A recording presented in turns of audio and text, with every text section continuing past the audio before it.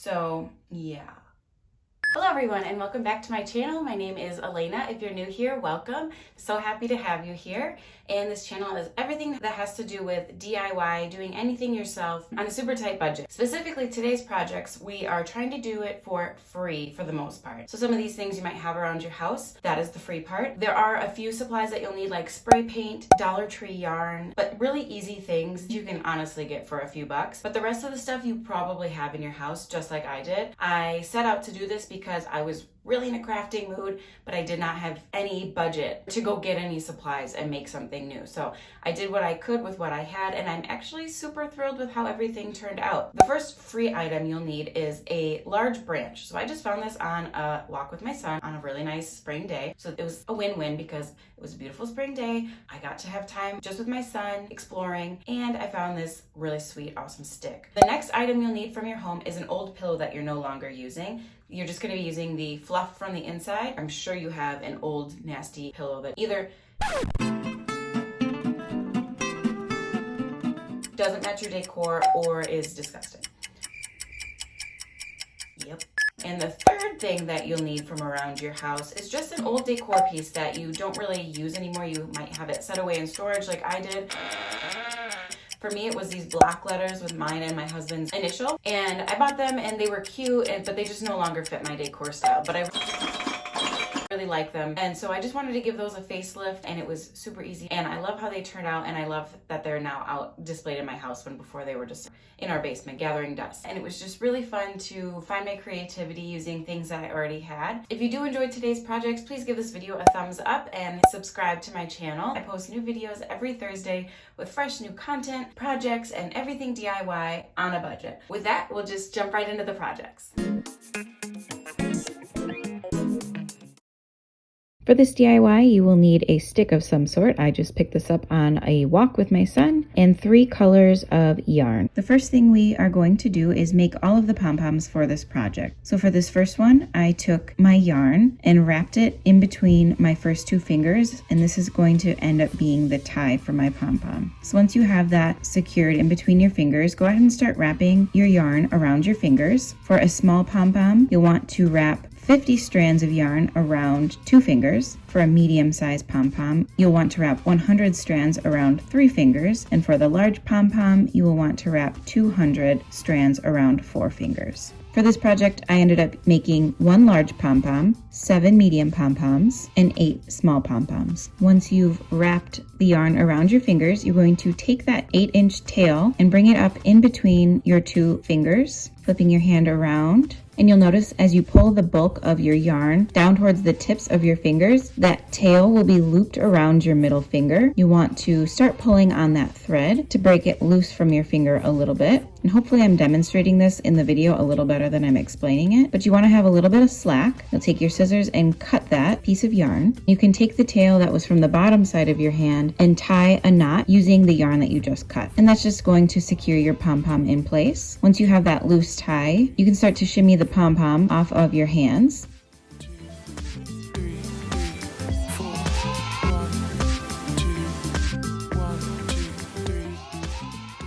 And tighten your tie as tight as you can get it, tying a second knot and securing it in place.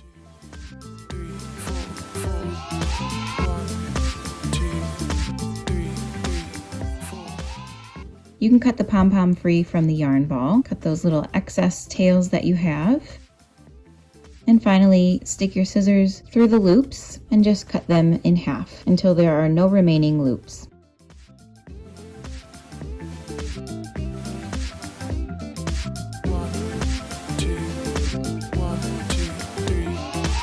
From here you can puff your pom-pom out, making it into that nice pom-pom shape. Using your scissors, begin to trim your pom-pom into a nice round shape.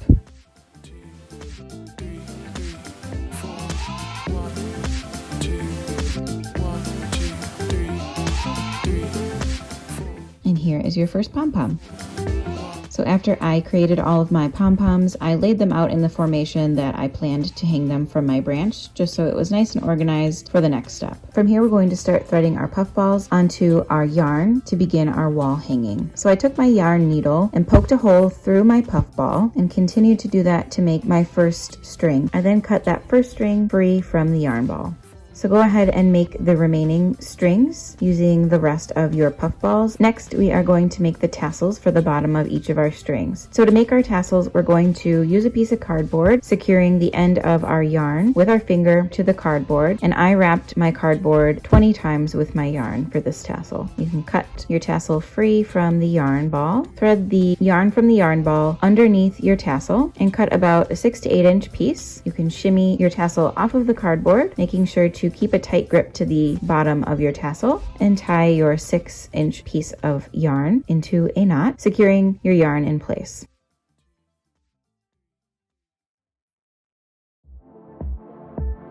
Cut another 8 to 10 inch piece of yarn and slide it onto your tassel, tying a knot around the top third of that tassel.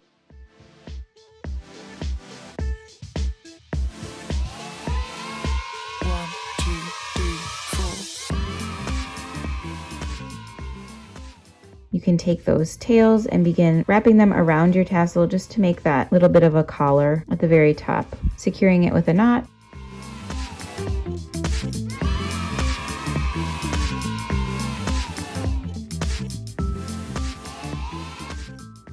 Take your scissors and cut through the loops of the end of your tassel, and finally trim off any unevenness. So you'll need a tassel for each of your strings, so go ahead and make the rest of your tassels. From here, we'll begin to tie our tassels to our strings, taking the bottom of one of your strings and tying it into a looped knot. I have no idea what this kind of knot is called. I'm so bad with knots, but it's just a simple knot with a loop on the end. You'll take the top strands of your tassel and just tie your tassel through that looped knot.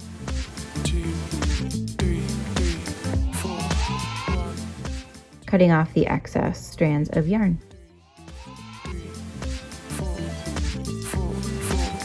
1, 2, 2, 3, 4. From here, slide your top pom-pom all the way down to the top of the tassel, hiding all those little knots. You can slide your pom-poms down the string until they're spaced how you like them. 3, 4, 4, 4, 1, 2. Once your tassels are made and attached to each of your strings, it's time to tie our strings onto our branch. Super easy, just tie a knot around your branch, securing your strings in place.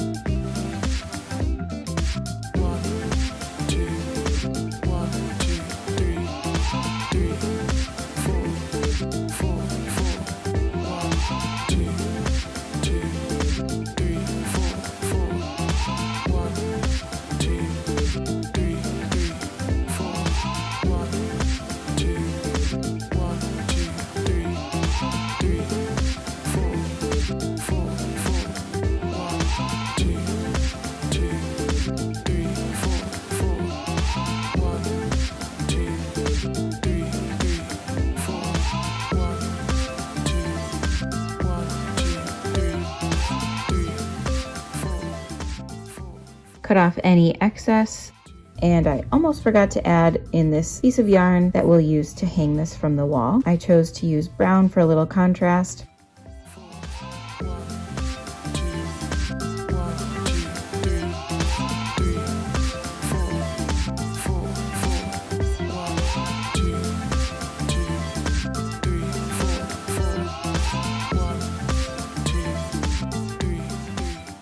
And here's how it turned out.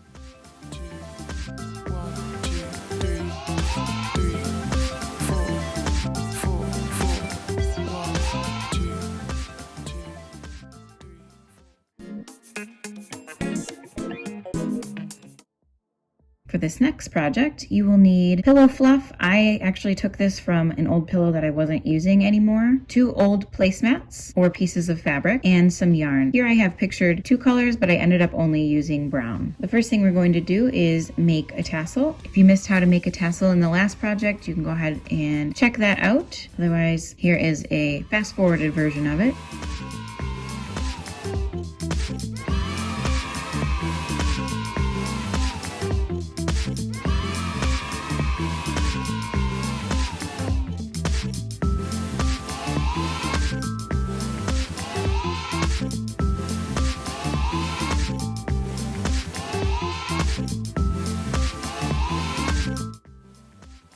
And in total, I ended up making 8 tassels for the size of my pillow. Depending on how big your placemat or fabric is, you might need less or more tassels. 3, 4, 4, 4, 1, 2, 2, 3, 4, 4, 1, 2, 3. Next, you will take your placemats or fabric. I ended up cutting the seam on the shorter sides of my placemats off because it created too much bulk when I was trying to glue. So that's why you see this kind of raw edge. So I folded the short edge of my placemat in and started gluing on my tassels. And the excess string of the tassel will be hidden inside the pillow, so don't worry about that. So I applied a little bit of glue to each one. 3, 4, 4, 4, 1, 2, 2, 3. And then after all of my tassels were secure, I ran a little bit more hot glue over the top just to make sure they were securely in place. And I just did that same thing on the other short side of my placemat.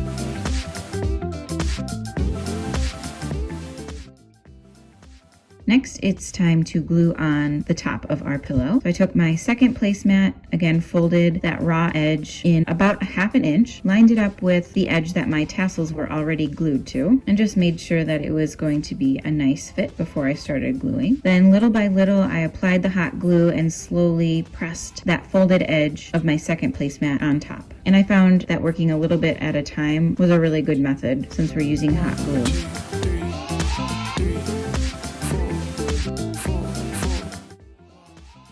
I made sure to add a little bit of extra glue at the corners just to make sure those stayed securely in place because there was a little bit of a bulk of fabric there. So now you'll have this little pocket and we will go ahead and glue one of the longer sides together. The longer sides of my placemats still had a nice seam on them. I didn't cut them, so when I glued them, there was no raw edge.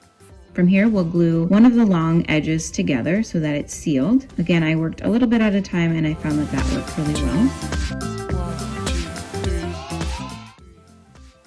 Once I had that bottom edge securely glued, I took my pillow fluff and just started adding it into the pillow until it was nice and fluffy. 2, 3, 4, 1, 2, 1, 2, 3, 4. And the last step is to seal that pillow up with some more hot glue until it is securely closed. And I use just regular old hot glue, nothing like Gorilla hot glue or anything like that. And this is super strong and that glue is not going anywhere. I think this pillow turned out so cute. It's so boho and it just looks super duper adorable.